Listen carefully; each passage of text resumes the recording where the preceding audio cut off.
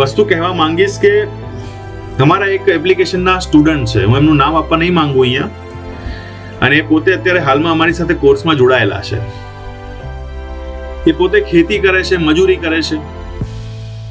એમના પિતાને કિડનીની પ્રોબ્લેમ છે, સમજજો.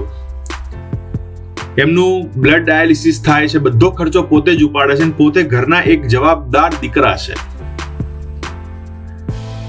લગભગ દિવસની અંદર કોઈ એક સામાન્ય માણસ 8 થી 10 કલાક મહેનત કરે, એ વિદ્યાર્થી 14 કલાક ડેલી દિવસની મહેનત કરે છે, જેની અંદર ઘરનું કામ, મજૂરી અને એના સિવાય ભણવાનું. અને અમને એટલી બધી ખુશી થાય છે કે જ્યારે એ વિદ્યાર્થી એવું કહે છે કે સર આ વખતે 2022માં કોઈ બી હાલતમાં સરકારી નોકરી પાર કરવાની જ છે. જિંદગીમાં એક જ સપનું જોયું છે, એનું નામ એ છે કે આ ઘરની ગરીબી દૂર કરવી અને માતા પિતાને સમાજમાં સન્માન સાથે જીવન આપવું.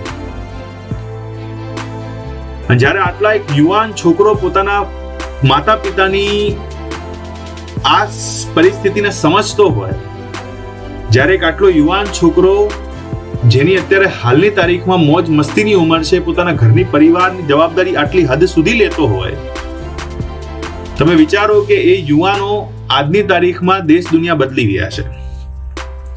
હું માનું ત્યાં સુધી તમારામાંથી બી કેટલાય લોકો એવા હશે કે જે આ પરિસ્થિતિઓ ફેસ કરતા હશે, જે આ સમસ્યાઓ દેખતા હશે, જે આ કેટલીય પરિસ્થિતિઓ સહન કરતા હશે.